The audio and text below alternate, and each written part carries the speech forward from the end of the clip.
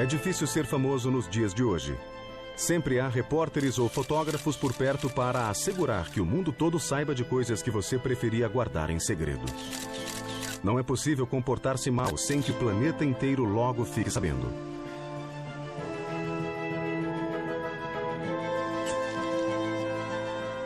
I did not have sexual relations with that woman. É claro que em um passado distante, quem governava não tinha esse problema. Não precisava se preocupar com a imprensa nem com um paparazzi intrometendo-se em seus assuntos particulares. Estava a salvo das manchetes e colunas de fofocas. Até agora. Esta série pretende dar à mídia moderna a chance de revelar a vocês detalhes da vida das pessoas mais famosas da história. Neste episódio, conheceremos a vida particular de reis e rainhas da Inglaterra. A vida privada dos poderosos, reis e rainhas da Inglaterra. Rainha Vitória. A mulher que deu nome a toda uma era, associada à firmeza, à força da família, a altos e rígidos princípios morais, e John Brown. Esse escocês, seu atendente pessoal e amigo dileto, afastou-a da família e viveu com ela um relacionamento que na época escandalizou o país.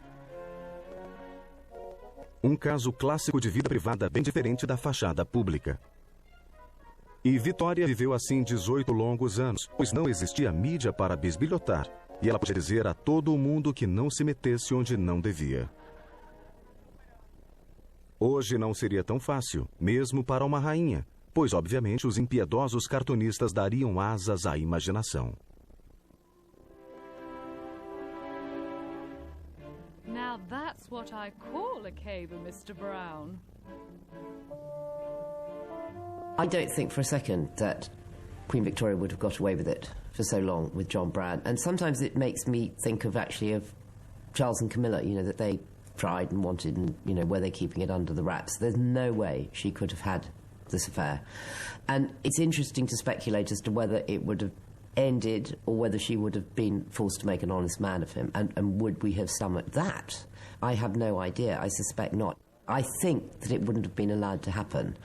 And that clear happiness that they apparently derived from it, they wouldn't have had it.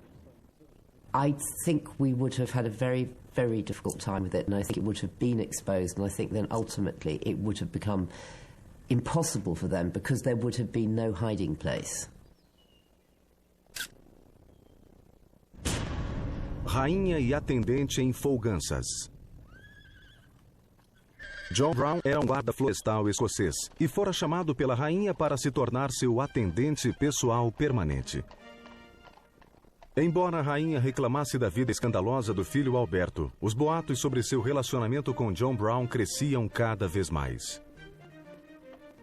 She first met Brown when he was aged 24. He was a tall, handsome, red-whiskered young man, young groom, and she was 32.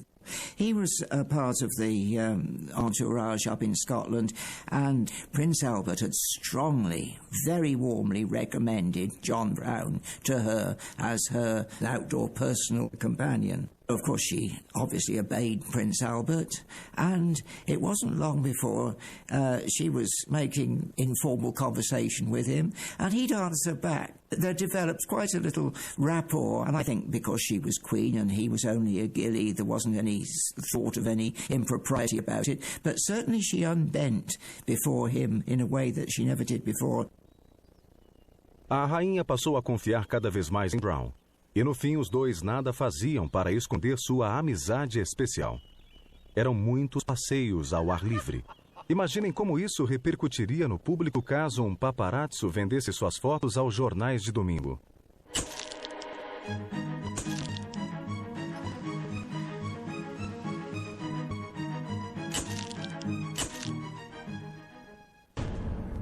Pombinhos, Vitória e o novo servente.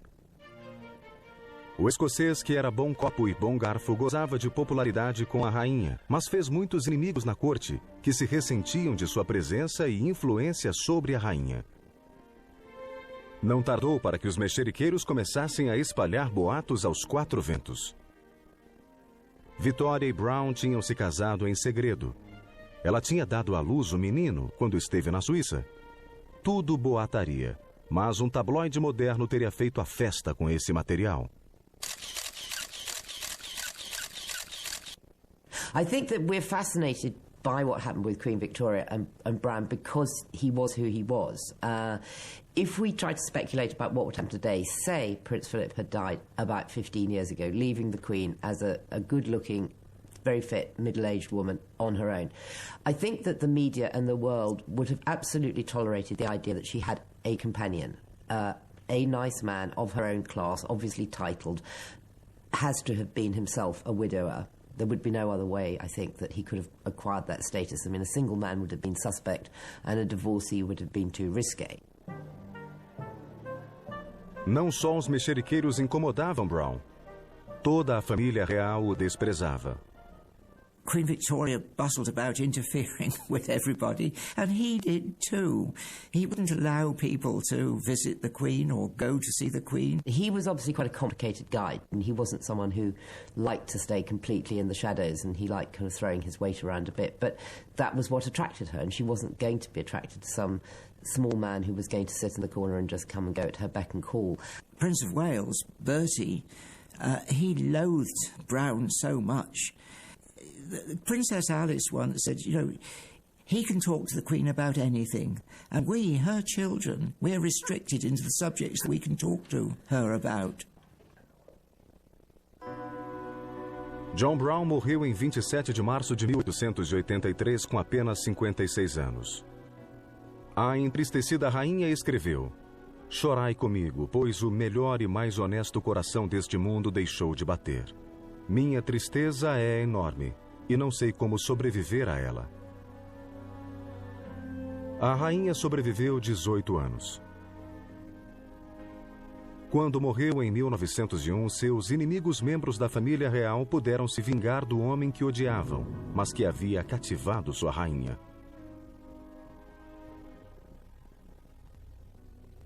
O novo rei, Eduardo VII, filho mais velho da rainha, mandou que todas as estátuas e bustos de Brown fossem imediatamente desmontados e destruídos.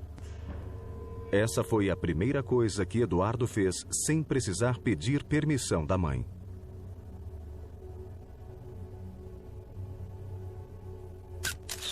Pelos padrões de hoje, o modo como a rainha Vitória tratava o filho, de apelido Bertie, seria considerado abusivo.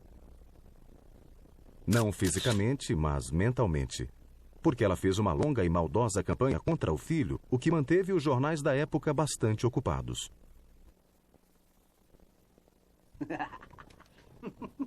O pito de Vitória. Bertie aguenta o tranco.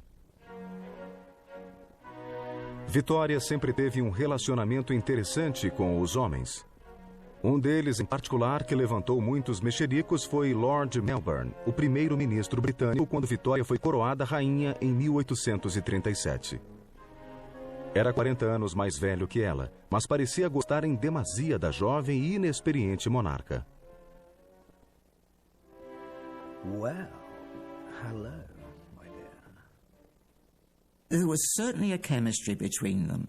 They had great affection for each other. He'd lived a pretty rough life in politics, and there was this sweet young girl, and I think he fell in love with her. She, on the other hand, of course, desperately wanted somebody to look after her, and she said he looked at me in such a fatherly way. Seja como for, Lord Melbourne tornou-se a figura masculina mais importante na vida de Vitória, até que ela conheceu e se casou com o grande amor de sua vida, o primo Alberto de Saxe-Coburg. Casaram-se em fevereiro de 1840, 3 anos depois de ela ter subido ao trono. Aos 21 anos, a rainha Vitória teve a vida totalmente mudada, porque se apaixonou profundamente por seu erudito e culto marido alemão. Ele despertou sentimentos que se achavam enterrados fundo devido à severa educação que Vitória recebera.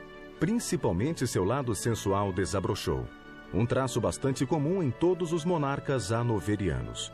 Com o passar do tempo, ficou difícil imaginar Vitória como uma sereia, mas assim ela foi descrita nos jornais da época.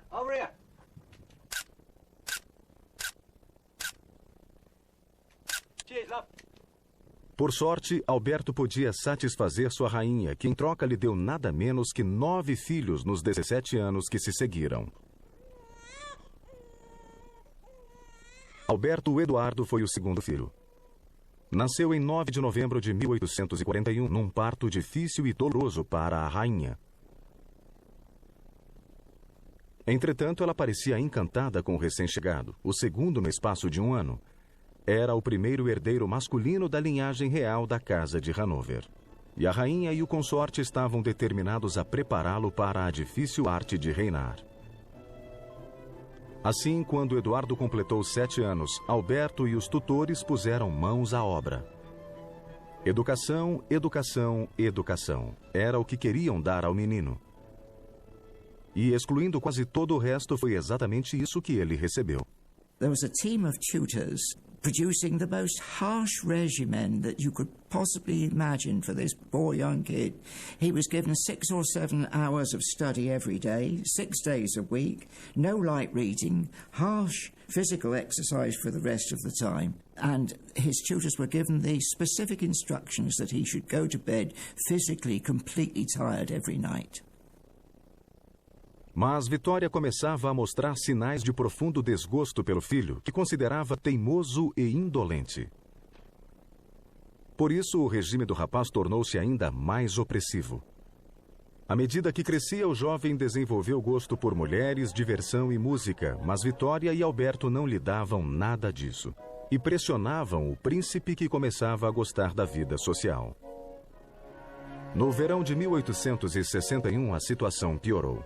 Bertie caiu-se de amores por uma atriz, Nellie Clifton.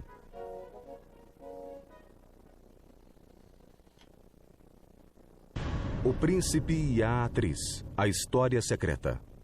Well, he was on army manoeuvres in Ireland, and his fellow officers, after a party one night, they managed to smuggle an Irish actress into his tent, Nellie Clifton. Well, I suppose he went into his tent and found this gorgeous creature inside and enjoyed it very much. But of course, they heard about it in London. The reaction of Prince Albert and Victoria was just unspeakable. A paixão por uma simples atriz não era o que a rainha e o príncipe consorte esperavam do filho. Quando a história chegou aos ouvidos do pai, este comentou: "Foi o pior choque que já senti em minha vida." O triste comentário ficou na cabeça de Vitória. Numa visita que fez ao filho em novembro de 1861, o consorte caiu doente. E nunca mais se levantou. O príncipe Alberto sucumbiu à febre tifoide em 14 de dezembro. Vitória ficou arrasada e inconsolável. Infeliz rainha chora seu Alberto. Mas a tristeza da rainha achava-se agravada por outros sentimentos: amargura, raiva, desprezo e desgosto pelo filho que a seus olhos causara a morte do amado marido. Era bobagem, claro, mas Vitória não pensava assim e escreveu: "Por mais pena que eu sinta de meu filho, não posso mais vê-lo sem estremecer." E passou os 40 anos seguintes vingando-se do filho. You'd expect that a young man would take up the reins of government and take on responsibilities after that. But she wrote that Bertie should upon no account be put at the head of any of those societies or commissions or preside at any of those scientific proceedings in which his beloved father took so prominent a part. She deliberately, right from the beginning, specifically excluded him from any responsibility. Assim, não foi surpresa que o humilhado príncipe, impossibilitado de desempenhar suas funções, recuasse para o mundo do álcool, jogo, caça, dança e agisse com rebeldia, andando com amizades que Vitória desprezava e odiava. Nem foi surpresa que buscasse conforto nos braços de amantes que lhe davam o que sua frígida mulher recusava. Afinal, ser rejeitado pela mãe é ruim. Pior é ser também pela mulher. Portanto, da próxima vez em que os políticos falarem de voltar aos valores vitorianos, seria muito bom questioná-los a fundo.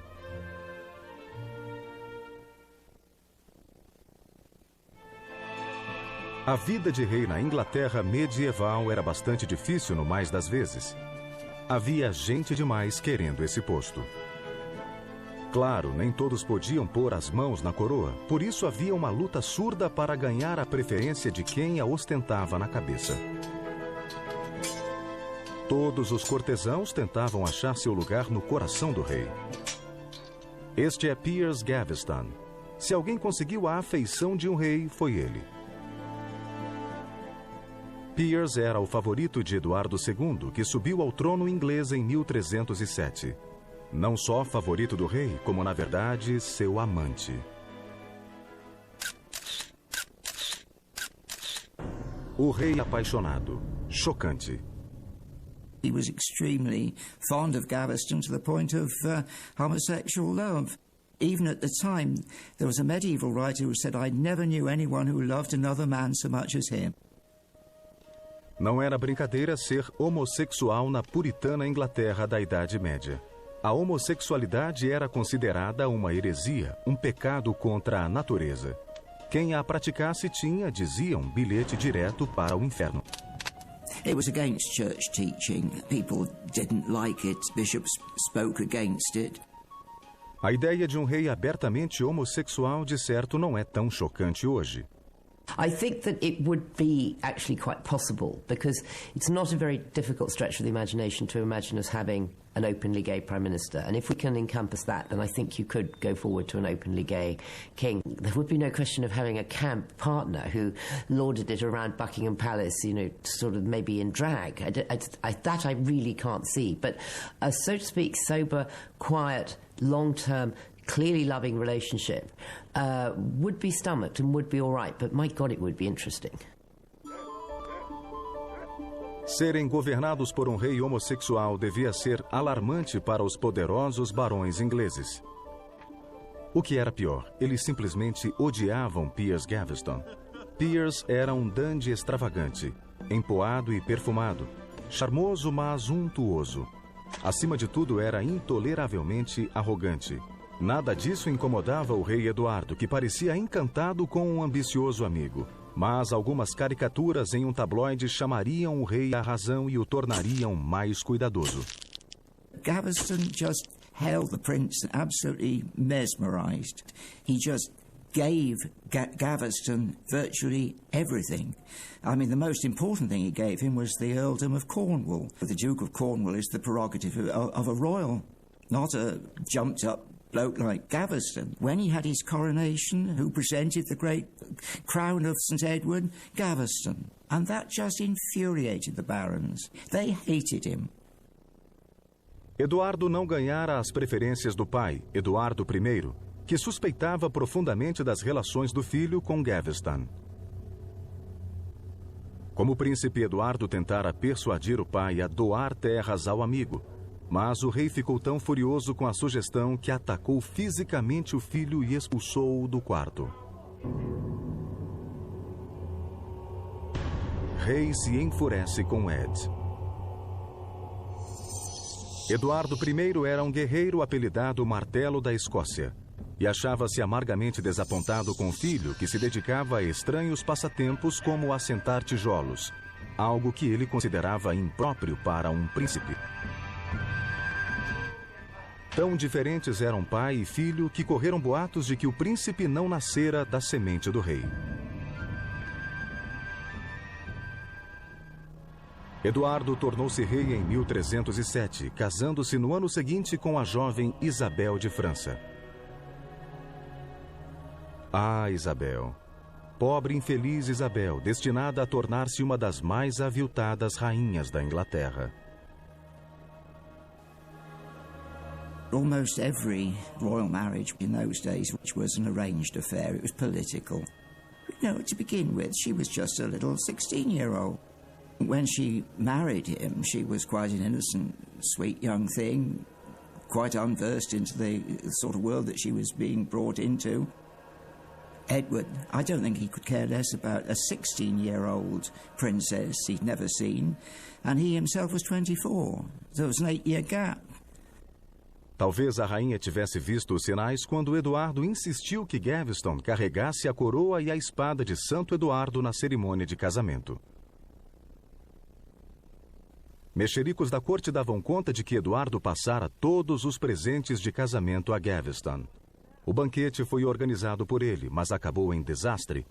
A comida estava ruim e foi servida com grande atraso. Em vez de se afligir, Piers jogou a culpa do fiasco nos criados. Mingau no casamento. Piers culpado. Em 1311, os barões que a essa altura achavam-se fartos do poder crescente de Gaveston decidiram que estava na hora de agir. E armaram tamanha confusão que o rei decidiu mandar Gaveston sumir por algum tempo.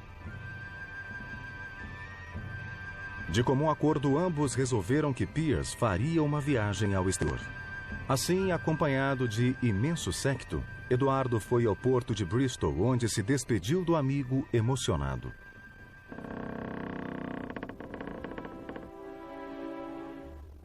The Queen departs for France. Mas logo roía as unhas de saudade do amor ausente. Sem ele era-lhe impossível viver. Assim, Gaveston foi rapidamente chamado para tomar seu lugar ao lado do rei.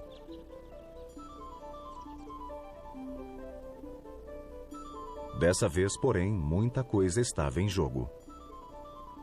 Muito melhor faria Gaveston mantendo-se afastado do país. Mas não era seu estilo. Talvez ele achasse que, com o rei de seu lado, estava a salvo da ira dos barões. Pois enganava-se. No fim de 1309, começaram a correr boatos de que o favorito do rei voltara à Inglaterra e achava-se descansando no sul. Foi o quanto bastou. Os nobres, principalmente o Duque de Warwick, não tolerariam um segundo desafio. Warwick era um homem rude e vingativo, que Gaveston apelidara Fera Caçadora. I'll hound him till the end of his days. Infelizmente para Gaveston, a mordida dessa fera era tão forte quanto seu rugido. E a fera estava resolvida a cravar os dentes na presa. Em 1312 chegou sua oportunidade. Certainly in the time of Edward II and through lots of history, you have had these very powerful groups of titled barons, dukes, whatever they happen to be. They had enormous amounts of land, they had enormous amounts of money, and their status and their ongoing status in British society was not dependent on government patronage. And they were able to move in and literally remove Gaveston. What's happened in recent years is that that role has been taken by the media, and maybe it is not a coincidence we call them media barons. The barons were onto them both. They both fled north. They went to Newcastle, first of all. And it was quite clear that they were going to get caught, so they split up. And Edward went to York, Gaveston went down to Scarborough. Then they caught him. They proceeded to take him down to London. Para o belo favorito do rei, a festa tinha definitivamente acabado. Nobre senhor, tenha piedade de mim, disse ele a Warwick. Mas a fera caçadora não tinha vontade de largar a presa. Gaveston foi levado a Blacklow Hill, uma cidade encravada no centro da Inglaterra. E sem cerimônia nem piedade foi decapitado.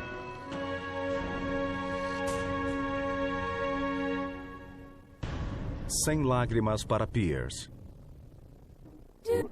Muitos nobres da corte acorreram a Blacklow Hill a fim de presenciar a execução e ter certeza de que Gaveston fora finalmente eliminado. Hoje, é claro, não haveria necessidade de nada parecido. A imprensa teria acabado com Gaveston muito antes do machado. Ou não? The modern media would clearly, I think, have destroyed Gaveston from what we know about his behaviour, because A, he was very in your face, very camp, and he was also extremely arrogant in a way that I don't think any female partner would be, in terms of, he was male, he therefore felt he had power and he flexed his muscles. Dizem que Eduardo chorou Piers como um pai chora o filho. dor por Ed. Mas os favoritos vêm e vão, e Eduardo logo foi consolado por outra sedutora companhia masculina. Chamava-se Hugh Despenser. Era um jovem cortesão, não tão elegante quanto Piers Gaveston, mas igualmente ambicioso. E se tornaria igualmente impopular. Hugh dispenses his favors far and wide. Trabalhando ao lado do pai, que também se chamava Hugh, o jovem rapidamente tomou o lugar de Piers Gaveston. They were very staunchly loyal to Edward right the way through the first part of his reign. The elder Despenser was an honourable man, though very greedy and acquisitive, but the younger man was exactly the same age as Edward II himself. When Gaveston went, he sort of took over his role. He made the younger one Chamberlain, and he remained Chamberlain for almost 20 years. And he did a lot of good to the country. He also did a lot of good to himself. Mas quem quisesse uma vida sem problemas devia passar longe da posição de favorito do rei. As espadas logo foram desembainhadas, em particular contra o jovem Hugh. As coisas começaram a azedar em 1316. Nesse ano, Eduardo finalmente reconheceu que não sabia governar o país e decidiu que faria melhor se passasse o controle aos barões.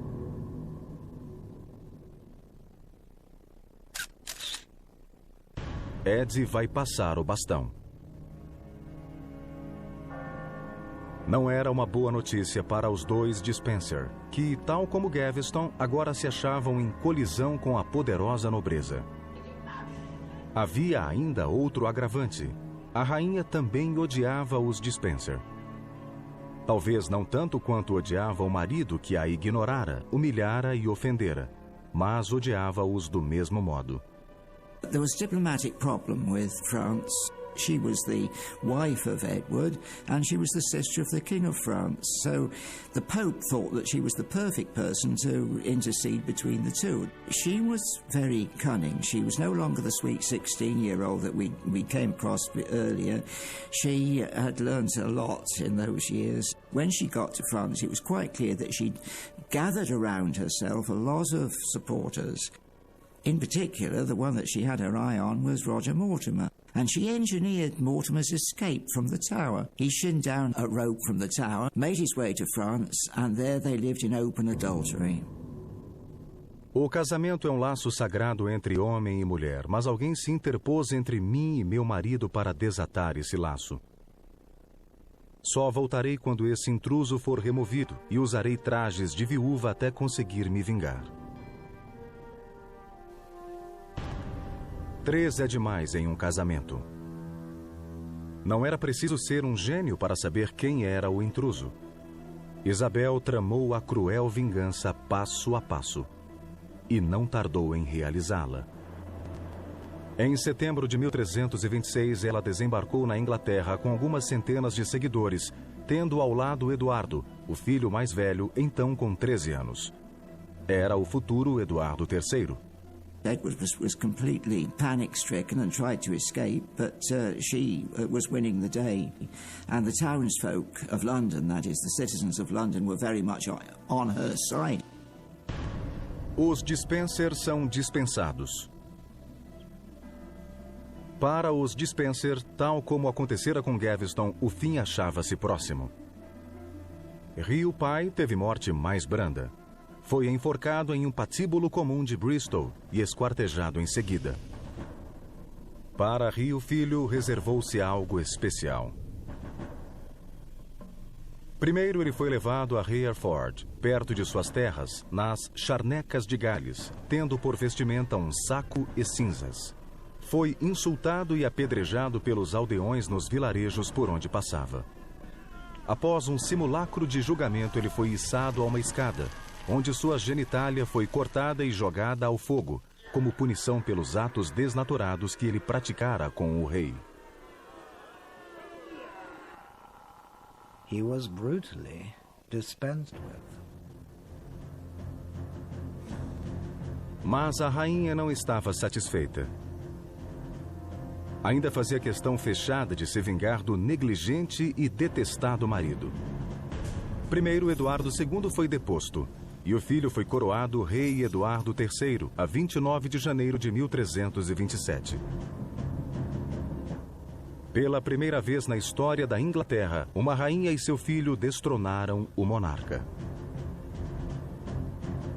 Nas 3 semanas que se seguiram, o ex-rei foi chutado de um castelo para outro. Na verdade, ninguém sabia o que fazer com ele, até a sinistra noite de 20 de fevereiro no castelo de Berkeley.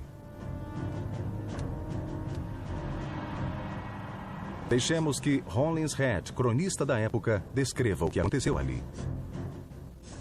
Esmagado sob o peso de uma enorme tábua, Eduardo foi subjugado e empalado com um chifre.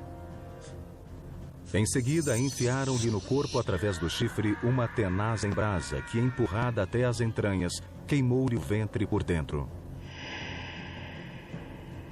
Por fora, todavia, nada se percebia. Dizem que os gritos do rei em agonia podiam ser ouvidos nas aldeias mais próximas. Isabel finalmente realizara sua terrível vingança.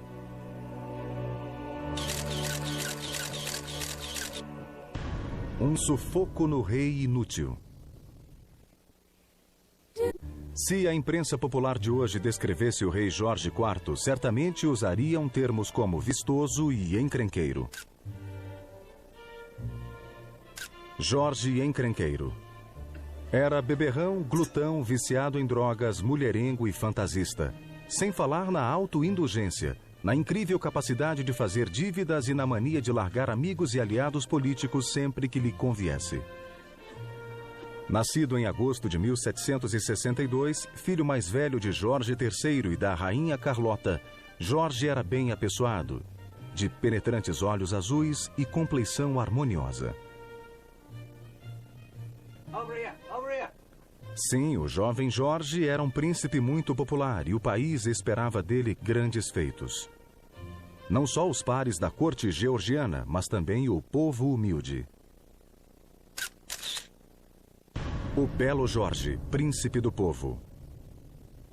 He was a cultivated young man, very moral, and I think they looked forward to expansion. I mean, we were, at that time, developing our empire, and America was still a part of the British Empire at that time, or colonies, and so everything looked rosy.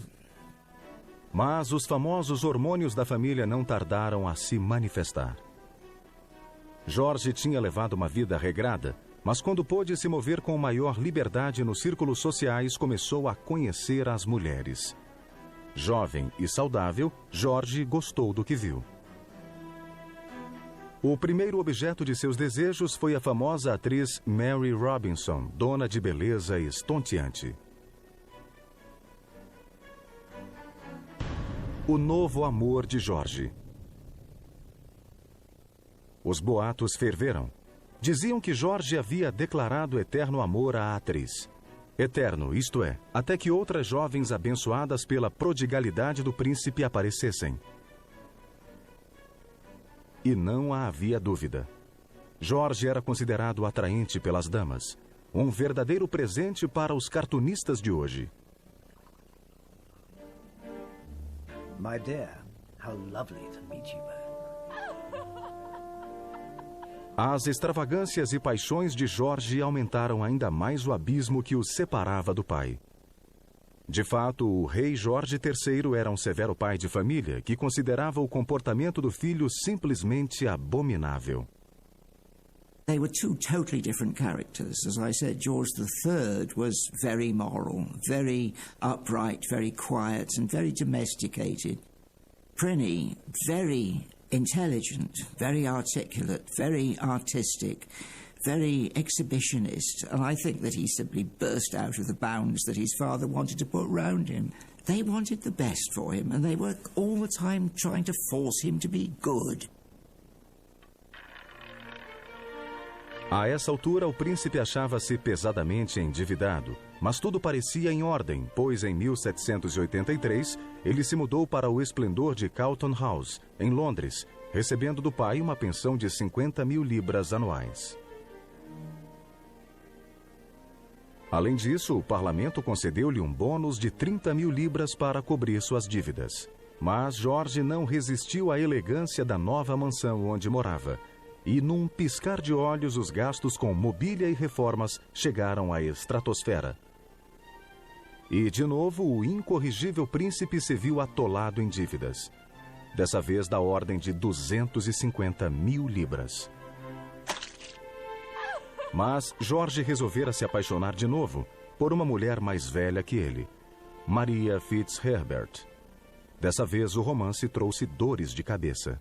She was a commoner. Now, I know that means almost nothing to us today, but right up to into the 20th century, kings married princesses. But it was worse than that, because there was the Royal Marriage Act of 1772, and that would invalidate any marriage that he might make if he married someone under the age of 25, and he was still under 25. It was even worse than that, because she was a Catholic.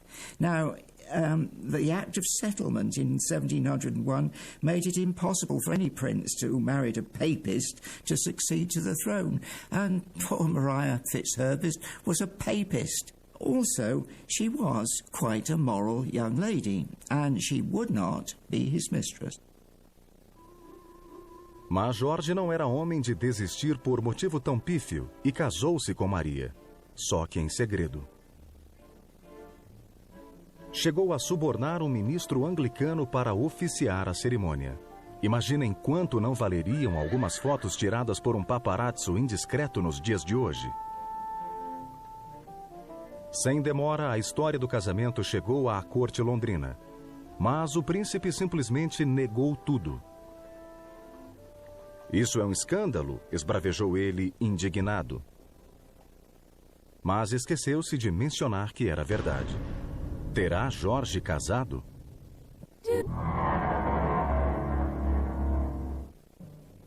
O príncipe tentou levantar fundos a fim de pagar o que gastara em sua mansão. Mas o pai recusou-se a abrir os cofres do tesouro mais uma vez para satisfazer o insaciável e pródigo rapaz. Em poucos dias, o príncipe era perseguido pelos credores. For a change, the prince is being chased. Não lhe restava alternativa senão cortar despesas. Os cavalos de corrida foram vendidos e a criadagem reduzida.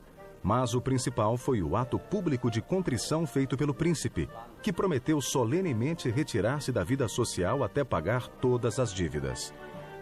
O parlamento gostou do discurso, o suficiente para conceder-lhe mais 160.000 libras que o ajudariam a recuperar a solvência. Até o rei acrescentou 10.000 libras à pensão anual do filho. Portanto, o príncipe, além de contar mentiras ao parlamento, recebeu dinheiro público para sanar suas combalidas finanças. As manchetes modernas, de certo, não descansariam um minuto. Endividado até o pescoço, é um saco sem fundo. Qual foi a resposta de George à generosidade parlamentar e paternal? Mais despesas e extravagâncias, dessa vez para construir o magnífico pavilhão de Brighton. O pavilhão existe até hoje, um espetacular testemunho do extremo bom gosto de George e de seu talento artístico, e um monumento a seu gênio para gastar dinheiro. O pavilhão de George custou milhões. Tendo por pano de fundo sua vida amorosa, Maria Fitzherbert fora descartada. E os primeiros sinais de loucura do pai, George foi forçado a aceitar a união com uma princesa europeia. Aliás, esse seria o único modo de ele conseguir que o parlamento de novo pagasse suas enormes dívidas. A feliz escolhida para noiva foi a prima de 27 anos, Princesa Carolina de Brunswick. Impossível imaginar uma noiva menos adequada para o trepidante George. Carolina era gorda, desajeitada, nada feminina e pouco ligava para a higiene pessoal, assim como a aparência. Na verdade, parecia não dar a mínima importância a tais itens mundanos. O primeiro encontro entre o noivo e sua prometida foi pouco menos que calamitoso. Ele a viu, virou-se e disse ao criado: "Não me sinto bem, por favor, um copo de brandy." Por outro lado, Carolina achou o noivo gordo e diferente dos belos retratos que lhe haviam mostrado. Estava pronto o cenário para outro infeliz casamento real. A cerimônia teve lugar a 7 de abril de 1795. Jorge ficou espetacularmente bêbado no banquete e passou grande parte da noite dormindo. Entretanto, a certa altura, ele conseguiu se levantar e consumar a união. Foi a primeira e única vez em que ambos partilharam a cama como marido e mulher. They just couldn't stand each other. I mean, really, they could not. And after the first wedding night, they sort of agreed to separate. Although she had a daughter, he didn't have any truck with her, really. Caroline went off and lived in Hampstead and really lived it up. And then she took a lover and went off to Italy. She danced topless. Enquanto isso, Maria Fitzherbert voltou à cena e à cama de Jorge. Carolina decidiu então que também podia fazer o que quisesse. He was posed, I think, with a problem, because there was Caroline behaving grotesquely, and he forbade anybody to pray for her in the churches, speak of her. Pobre família real. Em 1811, o rei Jorge III, cuja vida se estiolava em surtos periódicos de insanidade, foi julgado incapaz de desempenhar os deveres de rei. E em fevereiro desse ano, o príncipe Jorge foi proclamado regente. E contra todas as expectativas, ele se saiu muito bem.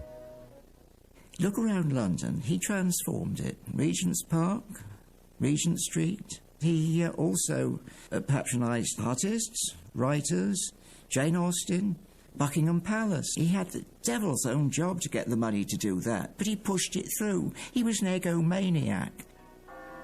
Jorge III morreu a 29 de janeiro de 1820, e o príncipe regente ascendeu ao trono aos 58 anos como Jorge IV. Sua primeira providência foi dar um jeito de desfazer o desastroso casamento com Carolina e evitar que ela se tornasse rainha. Meanwhile, Caroline knew that she was queen, and she asked the Prime Minister, "What arrangements are there in Westminster Abbey for my coronation?" And she came back, and every place that she stopped at, from the coast right up to London, people cheered her, bunting out for her, bands playing, and poor old Prinny was absolutely terrified of having her. A seguir, deu-se um dos mais cruéis episódios da história real inglesa. A coroação aconteceu em 19 de julho de 1821, com uma ausência muito notada. A coroação real. E a rainha? Sob ordens expressas do rei, e apesar das desesperadas tentativas de Carolina de entrar na abadia, foi-lhe negado o direito de assistir à cerimônia e dela tomar parte. He was inside, and Caroline came swirling up to Westminster Abbey, having the doors closed against her everywhere she went. Nessa história, há ecos do ocorrido com Diana, princesa de Gales, que também era a herdeira da coroa e cativou o coração do público inglês mais de 250 anos depois. You look back on what happened to Caroline of Brunswick and you think, oh my God, of course that couldn't happen today. And then you think, well, actually, hold on a minute. It sort of did. Okay, it wasn't as dramatic. We didn't have a queen being locked out of her own coronation and banging on the door. But we did have a future queen, an HRH, a mother of the future king, being stripped of her titles, being semi-exiled from the life of the royal family, and she was not included in the royal occasion. So she was, in a sense, a pariah. Don't forget that the end result was that Princess Diana ended up going out with the son of a grocer, admittedly a jolly posh grocer and a very rich one, but nevertheless a grocer. O imperador Napoleão, implacável inimigo da Inglaterra, morreu a 5 de maio de 1821. Um cortesão muito animado foi levar a notícia ao rei. Majestade, alegrai-vos, vosso maior inimigo morreu. Carolina, replicou o monarca deleitado. Jorge pensou que o cortesão se referia à rainha. Apesar do desapontamento, o rei só precisou esperar 3 meses para ouvir a notícia. Carolina finalmente fez o que todos esperavam e expirou a 7 de agosto. Poor woman, she knew she was dying and she wanted on the coffin, she wanted a plaque to be put, Caroline, the injured queen, King George IV. He ordered that should be taken off. And partisans stuck it back on again. And all the way to the coast, whether it was on or off, you never knew. The public certainly at the time sided with Caroline of Brunswick. I mean, we as a nation like to side with the underdog. Caroline of Brunswick, poor thing, unfortunately, unlike Diana, was not also beautiful and photogenic. But if nobody's in any doubt as to who the public preferred. Encharcado de copiosas doses de brandy e impulsionado por outro tanto de láudano, o rei Jorge, nos últimos anos, refugiou-se em um mundo em que realidade e fantasia eram uma coisa só. Seu declínio mental e físico continuou até junho de 1830, quando seu organismo parou de funcionar por completo.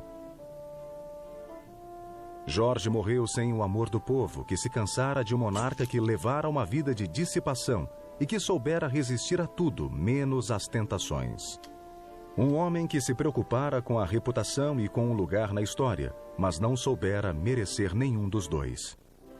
Embora a história viesse a desdizer William Savage Landor, esse escritor resumiu o sentimento de toda a nação ao escrever o seguinte: quando o quarto desceu à terra, Deus seja louvado. Os Jorges acabaram.